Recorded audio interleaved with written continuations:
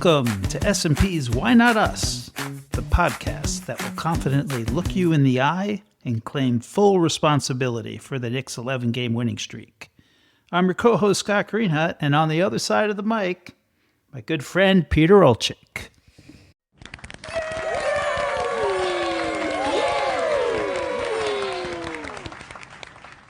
Hello, it's great to be back at it. Happy start of summer. Well, unofficially, I guess that is. And that got me thinking a little bit with summer. I thought maybe we would sort of compare notes on rules, if you will. Memorial Day, Labor Day, fashion, grilling, the calendar. Tell me where you at on some of this stuff. Let's see how aligned we are. Okay, I scratched down 3 rules of thumb I like to use during the summer season. Rule number 1, outdoor plans always take priority. If the weather's good and someone invites you outside, you go. You cancel the indoor thing. This is non-negotiable from Memorial Day to Labor Day. That's fair. That's fair. Right? Enjoy it. Enjoy it while you can.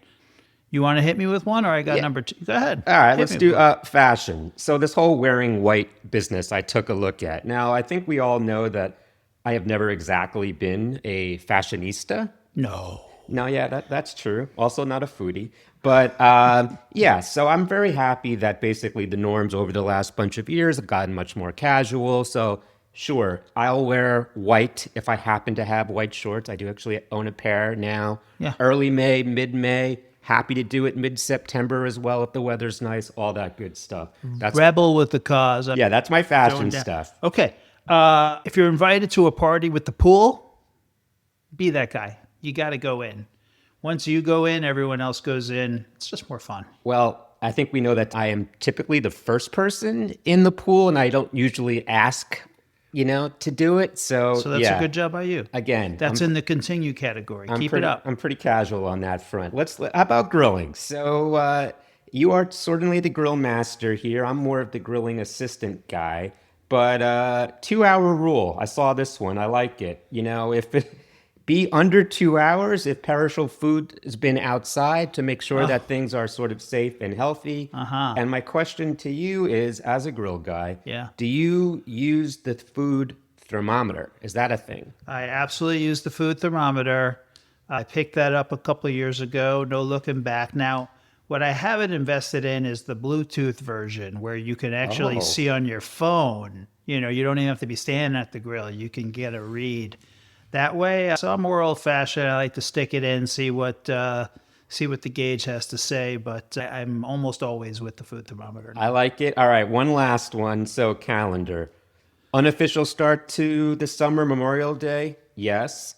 Unofficial end to the summer, Labor Day? Yes. And why is that for me? Well, Labor Day also kind of reminds me of football. Football means the fall. So there you go. That's kind of my unofficial summer calendar. That works. Yeah. I like it. All right, excellent. Let's move out of the rules and into some of the sports stuff. In today's episode, we'll drop in on the steamy and surprising first week of the French Open. Also get back on our high horse, this time to make the case of retiring the number of a beloved former New York Knick. But we are absolutely obliged to begin with the NBA's nearly set finals. So, much like when we did this last time, there's a Game 7 in about 4 hours or so. Tonight's Game 7, OKC and the Spurs. Why don't you kick us off on kind of how you've seen this series go down so far? Yeah, long, which not surprising. I thought that might happen. I think I said 6, but 7 works as well. You got Wemby, you got SGA. Story of the series. When Wemby outscores SGA, Spurs win every time. Game 7 in OKC, Thunder are 4-0 at home in Game 7s since relocating. Okay, so that's a good one. Who you got? Well, I'll tell you what I want. We have had a 7-game series, and I think I maybe put that out there, last time we got together. But the last 4 of these 7 games have been actually pretty one-sided. So me personally, I would love to see a competitive game over the last 5 minutes. and have, all both those two superstars, Wemby, SGA, and then however sort of the supporting cast kicks in as well. But I would just love a really close game, single digit kind of game over the last 4 or 5 minutes and seeing what happens. Yeah, and one other thing. I mean, I wouldn't have minded if game one of the finals was just a little earlier than it is. You're supposed to be rewarded, right? With the rest thing. You sweep.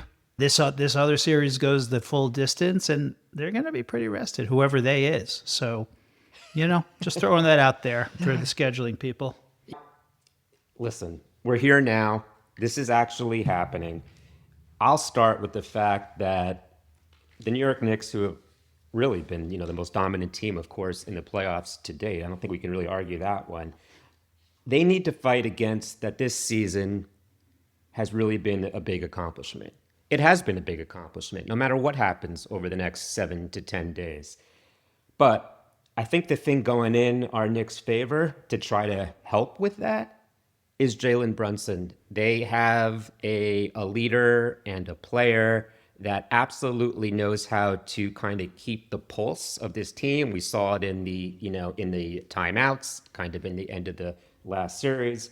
So I'm hoping that helps. But that's where I'll start on the Knicks. Where do you want to jump in? Yeah, I'll jump in with Cat. Cat in the playoffs has turned into a full-blown point center. Yeah. And you talked about Magic Johnson the other day. I mean, he's no Magic, right? But he is wearing number 32. And when he dishes 5 or more, so 5 or more assists, the Knicks are 9-0. So there's a stat for you. And he's shooting with confidence inside and outside. Inside, boy, what a determined look he has on his face when he goes to the hole. But also outside, the whole thing. Yeah, I think when we started teeing up Cat, at the beginning of the playoffs, actually, I threw out the words controlled aggression, right? So that's either going to the basket. That's also shooting with confidence, kind of right at the top of the key. He's probably been at least 50% on those shots over the last few games. So couldn't agree with you more. And then this whole thing about the team itself. The Knicks are 10 deep, so Yes. however the dominoes kind of play out. And now we have a potential question mark. Mitchell Robinson has a broken right pinky. Uncertain as to exactly how that's going to He'll be fine. Okay, folks, you have it here. He's going to be completely fine. The only thing that could possibly suffer are his free throws. Oh, wait. Yeah, well, okay. I think, what are we at? I think 32% or so for the playoffs so far. I will just say that if for whatever reason that Mitchell Robinson is not able to kind of log those minutes, we're 10 deep, we might go 11 deep. Don't be surprised if Ariel Hukparty gets some of the big minutes, because we actually do need to go big, kind of either who we play in this series. So right, we shall see. And we need OG's health to keep the way it's been looking. He came back strong after sitting out a few games, having the run of a lifetime. Let's move on. Because it's almost a little too good, and Bridges too. Everyone's playing well, and Josh Hart is the spark. So we got, like you said, we run deep. We're going to need it against a more talented starting group that will be playing, regardless of who it is. Yeah. I mean, we're going to need the bench. We're going to need everything. And I'm looking forward to the series. Yeah, and last thing I'll just say, of course, matchup, I don't care either way. However, it would be kind of electric to have, kind of Wemby in the Garden and just have those teams match up. That would be just great television. It would be great for the fans in both arenas, but let's see how it all shakes out. Yeah. All right. Well, with that, let's move into some of the tennis. So, French Open, week 1. Where do you want to start with what's been actually a very sultry first 6 or 7 days out in Paris? Yeah. Let's start with the fact that we're going to have a Grand Slam winner who's not named Alcaraz or Sinner. There you go. So 9 in a row for those guys. If you wanted to go back to the last time one of them didn't win, it was Djokovic. Guess what? He's out too. Unbelievably dropping. a match after being up 2-0, but at some point, listen, the guy is a human being, I think, last I checked. So, field's kind of quite open right now. Who do you like? I have to say, in looking at the last few days, how exciting is it on the men's side of things with these teenagers? So we got Rafael Jordar, hopefully I'm making these pronunciations correctly, 19 years old from Spain. He was actually seeded 27, so he's been up and coming. Moise Kouame, so he's the 17-year-old sensation from France, and basically the whole crowd, it looked like it was actually a U.S. Open match with all of the screaming and him playing to the crowd and, some sort of tension with the judge and things, but, definitely a promising player, and we'll see what happens in the next round. And then what you talked about, Joao Fonseca, I think I got that right, 19 from Brazil, had a lot of game, coming back from 2 sets to, arguably the GOAT in the game is incredible. Yeah. So let's see how this shakes out and whether any of these guys actually play each other. That would be pretty cool. And, prepping quickly for this session, one thing occurred to me was in the history of the Grand Slam era, there have only been 2 black men who have ever won a Grand Slam title. Arthur Ashe won 3, and Yannick Noah won the French, which was the only one that Arthur Ashe didn't win. Yep. So in the field right now, you have Kouambe, you have Tiafo from, and he won, I hope, as we're recording. I know he's going today. As of my notes, he was still going. And then you have Felix Auger Aliassime. Oh. So you have milestone potentially in the making there. Yeah, no, the French Open already has been playing to just kind of some wow tennis in really tough conditions. And on the women's side, I mentioned Iga last time, so still going strong. Coco goes out today, so we don't have that. However, in the next round, very excited to see Naomi Osaka continuing her comeback tour against the always, and still number 1 Sabalenka. So that is definitely must-see viewing. Indeed. Okay, so now we are moving to our lightning rounds.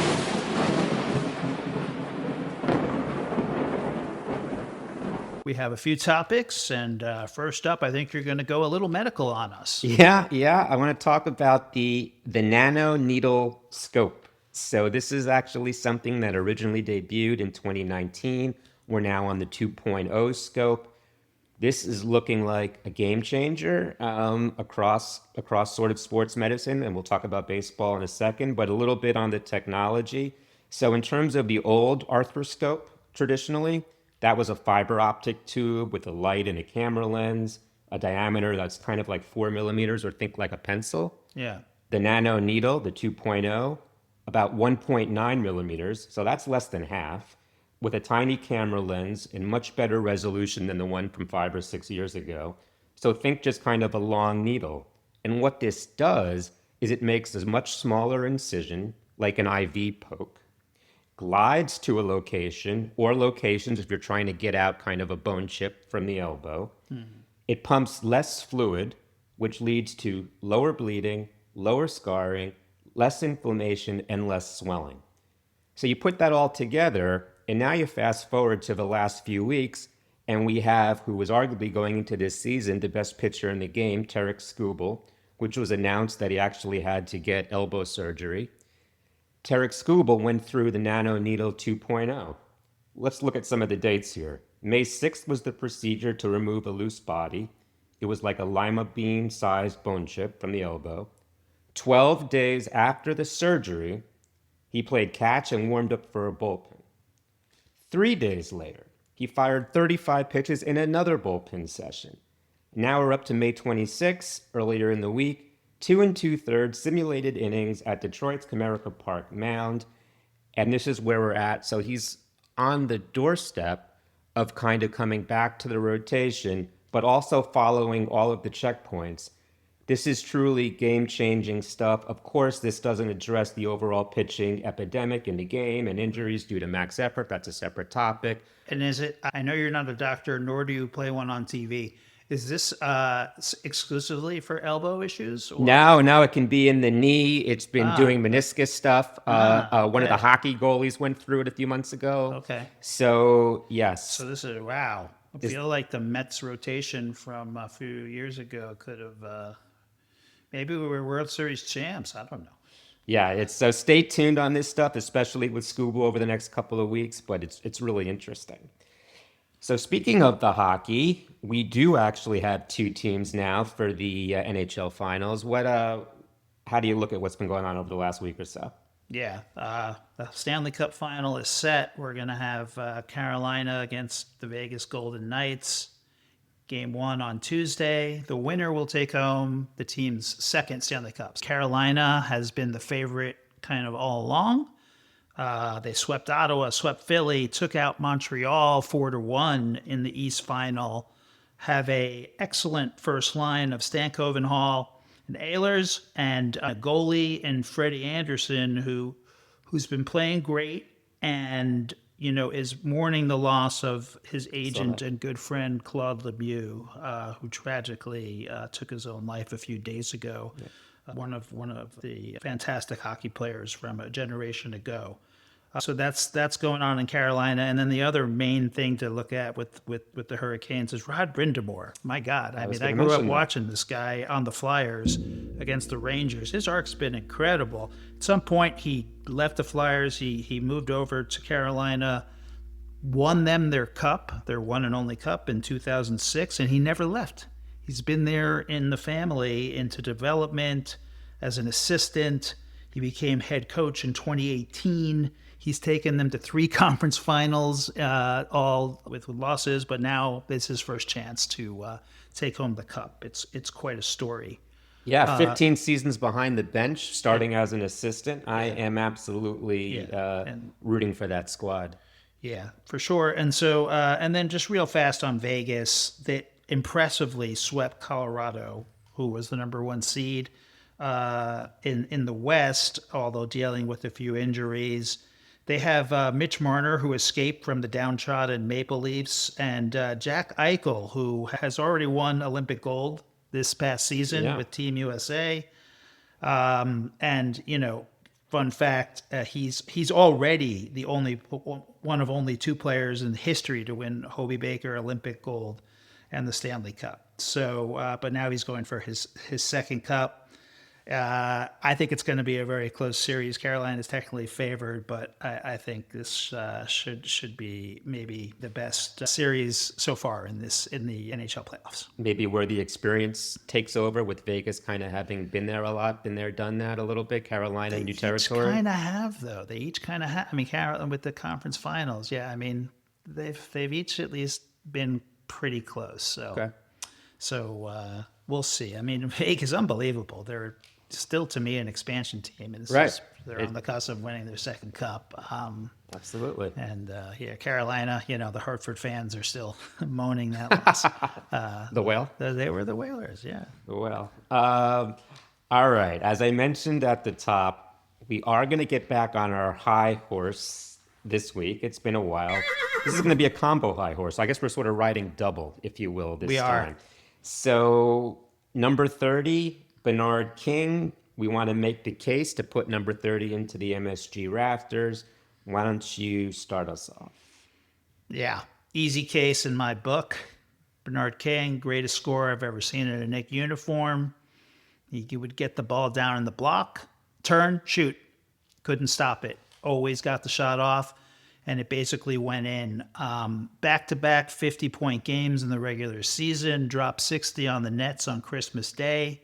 That was a wonderful day. Yeah, and he also was the main character in 2 fantastic playoff series. In '84, averaging 40 points a game in a 5-game series, a best of 5 against the Pistons. Yeah. And then right after that, falling to the Celtics in 7. Bernard scored 40 in 2 of the MSG games. He's going against a Celtic team that had 3 future Hall of Famers, an absolute juggernaut, and took us to the cusp. So I'm going to pause there. I have a little more to say on Bernard, but all right. I wanted to get your thoughts as well. Let me add a little color. So first of all, Bernard King's in the Basketball Hall of Fame. Let's just internalize that for a second. Right. As a Knick, he's a two-time first team All NBA, 83-84 season, the 84-85 season. Then he had the devastating knee injury in March of 85. Can still see it. Now that's the same knee that he had cartilage removed 10 years earlier when he was at Tennessee, which sort of speaks to the fact that it was going to be really hard to bounce back from that. If that doesn't happen, we're kind of looking at, a 5 to 6 year easy run, as a Knick. Let's look at the franchise overall for a second. The New York Knicks franchise is one of the only 3 1946 charter BBA members, so that's the Basketball Association of America, with the Celtics and then with the Warriors. They were from Philadelphia at that point, still in continuous operation. Yet, there are 10 teams that have more retired numbers than the New York Knicks. That seems like a little bit of a disconnect to me. I think it's absolutely time to celebrate the bridge to Patrick Ewing. When I think of Bernard King, I used to have the Sony Dream Machine, to wake up in the morning. Oh, yeah. And the song Automatic was the song that woke me up probably for 2 years straight. Yep. And that is what I smile and think about in terms of Bernard. That's a good one. And I just wish and hope, and you can add a little bit more, Yeah. that there's a way in. Because I think that if we were able to kind of look past the number of years and not getting to at least a conference finals, the impact is there, and it really. Yeah. The Go ahead. impacts that okay. 2 more things from me on Sure. Bernard. Look, Bill Simmons. You either love him, you might hate him. But one thing's for sure: that guy knows basketball. I mean, Yeah. that is just given, right? He's written the book of basketball. It's like 2,000 pages. Long story short, he's more of a Boston fan than a Knick fan. He has Bernard King 58 out of 96 people in what he calls the book of basketball pyramid. People that by definition he goes in front of by being 58. Robert Parrish, Tiny Archibald, Reggie Miller, Ray Allen, Dennis Rodman, Chris Webber, Joe Dumars, Cindy Moncrief, and Chris Mullen. So that's from the guy who doesn't love the Knicks, and that's the respect he has for Bernard. I also would like to quickly mention a personal anecdote. I went to a game once in the mid-'80s during Bernard's peak. I happened to be sitting right behind his parents during the game, and it was a hilarious game.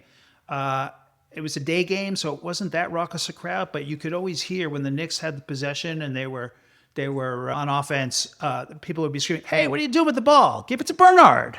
Just constantly all game, and Love his it. parents were just smiling.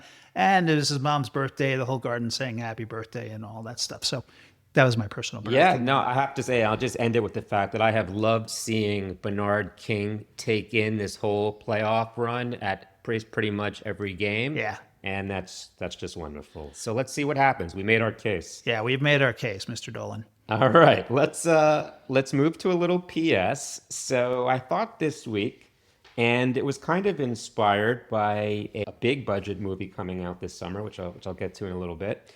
But the question is 3 books that ignited joy of reading and left a lasting mark for you, anytime from childhood through high school, and at least one of these books that was maybe assigned from school. So with those parameters, why don't you go through your first one? Okay. So book number 1, I've got Fahrenheit 451 from Ray Bradbury.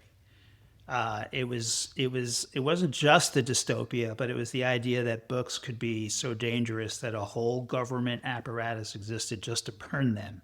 And so when someone tells you that something is so forbidden and something seems so threatening, you want to know what's in it. I also kind of understood that reading wasn't, an act of freedom. And so it got me thinking about Soviet Union, and I went on to study that stuff in college. So very impactful book for me, Fahrenheit 451. Love it. Great choice. I am starting with the Phantom Toll Booth. I see It did make you have carried it with you. It made an arrival today. Norton Juster. This is Milo's journey via magical toll booth portal. He got in his little used electrical car. He was soon joined by a ticking watchdog named Tak.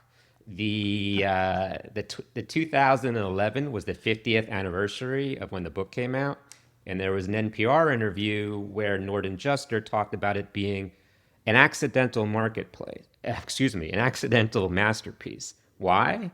Well, he was an architect, and he also received a grant back then to do a book on cities for children.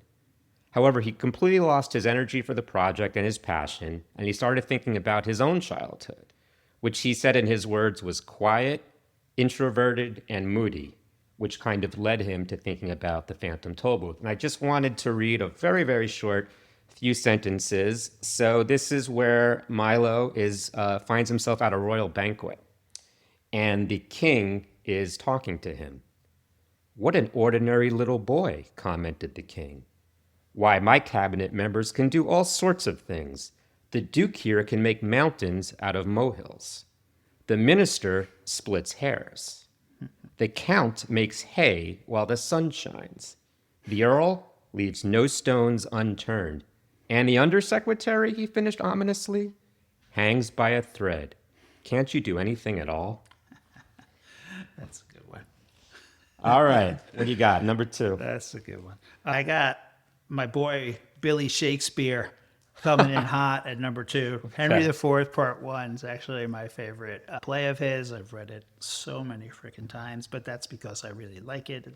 This was originally assigned, but you got Prince Hal, the heir apparent to the throne, spending his days at a tavern, getting drunk with Falstaff, a big comic slob of a man, and so everyone's like, "You're a loser, Hal."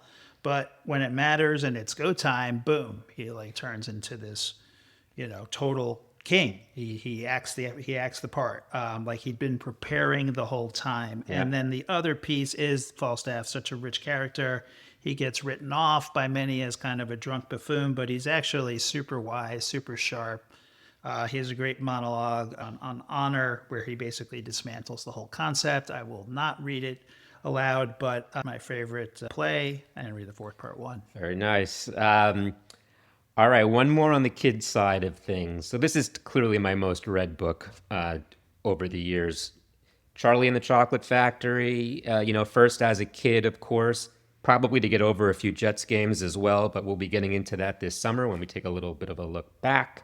And then, of course, as a dad, rereading the book to kind of both kids was such a pleasure.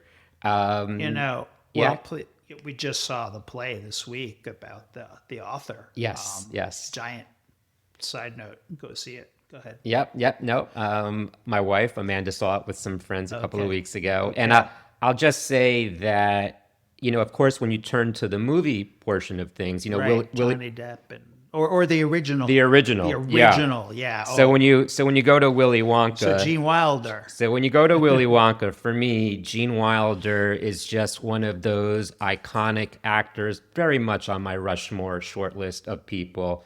And of course, that performance is just a wow every single time. So reading the book, seeing the movie, the whole thing, it is just ingrained in my soul. Excellent. Like that pick. My last one, Bonfire of the Vanities. Huh. So just really two simple reasons. One is it painted a really vivid picture of New York City. And I mean, it was obviously like a huge bestseller and all this stuff, but I was like, oh, I know that block.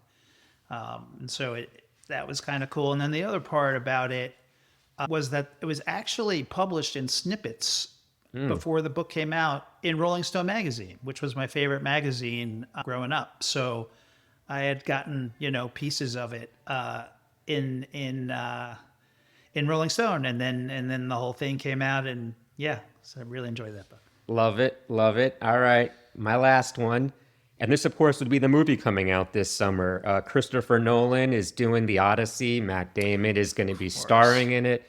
So for me, The Odyssey, Homer's epic poem.